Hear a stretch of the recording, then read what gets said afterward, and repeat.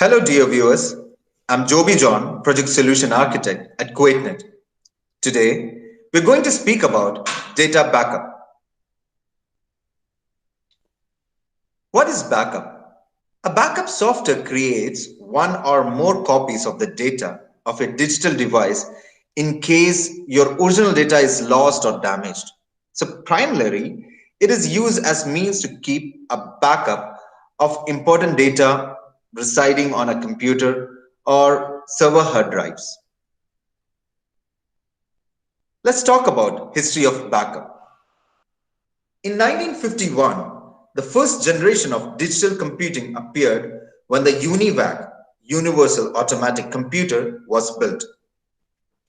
Thus, punch cards can be considered as the first data storage device for backup. Then there was an evolution of magnetic tape and tape backup. Tape backups were the most widespread because of tape drives' reliability, scalability, and low cost. All these advantages make tape backup an alternative or the attractive solution even today. Hard drives and disk-to-disk backup. In 1956, IBM introduced the first hard drive, IBM 305 RAMAC. In the mid-1980s, hard disks could be already considered for making backups. In the early 90s, they become a real alternative for tape backup. Then came remote backup systems. It was founded in 1987, which offers software for internet-based backups. In the mid-1990s, hundreds of computers appeared with backup solutions. Storage medium. Now we see the different storage as discussed in our previous slide. In our present era, the commonly used storage are magnetic tape, hard drive, DVD and disk. However, cloud is the leading backup storage in the present era. Here we see in general the lifespan of different storage medium. Hard disk drive, it can have a lifespan up to 10 years, going up to cloud storage, which is completely dependent upon your provider. Backup rule. The 3-2-1 backup rule is an easy to remember acronym for common approach to keeping your data safe in almost any failure scenario. Have at least 3 copies of your data.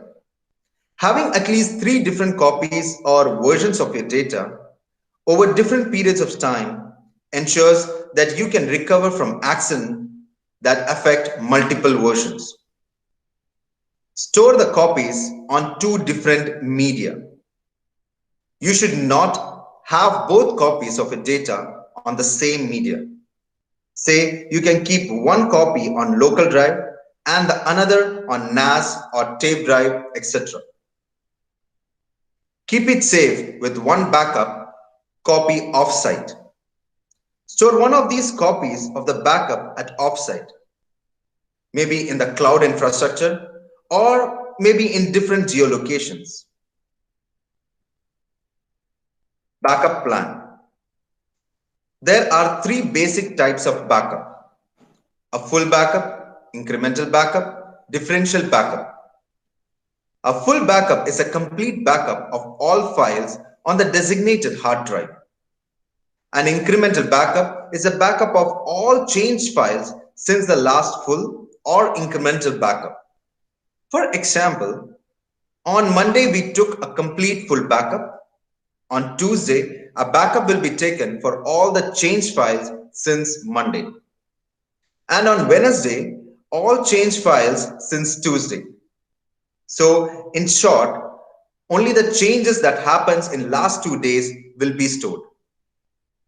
Whereas, in differential backup, it is a backup of all changed files since the last full backup is taken. For example, on Monday we took full backup. On Tuesday, backup of all changed files since Monday.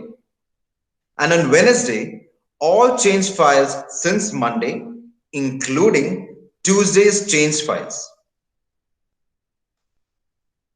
In my previous slide, we discussed all different backup types. To be reminded, all the backup types have its own pros and cons with respective to its backup speed, restore speed, and storage required. Now, the question arises, which backup type is best for you? With so many different types of backup available, it is important to choose the one that is best suited to your organization's backup and restore needs.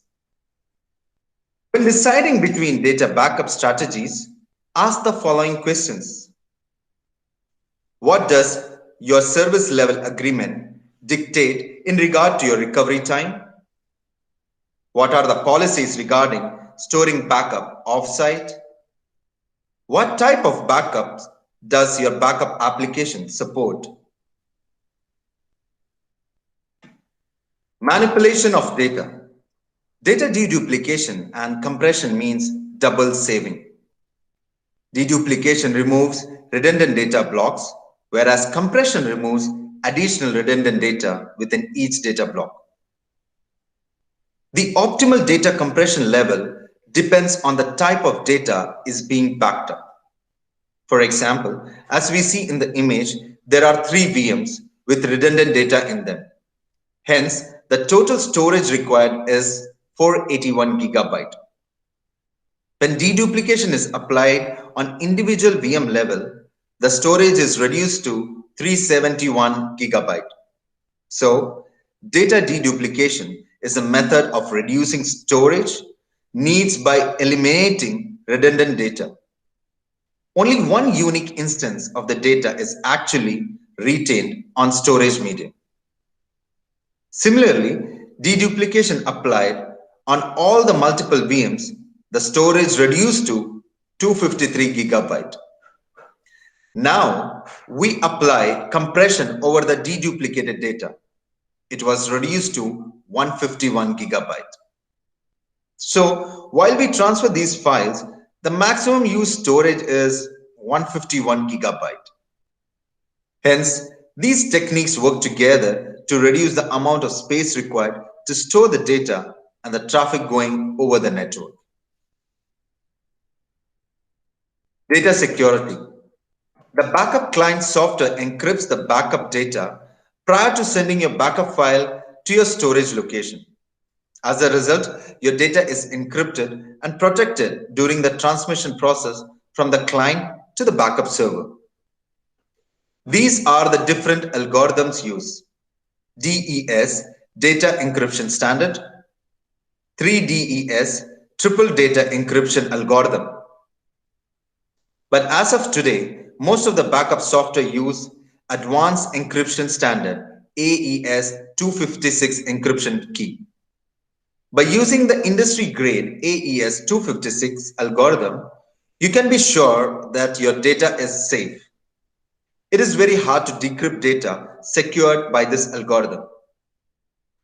128-bit key are defined as secret, while those with 192 and 256-bit key are called top secret.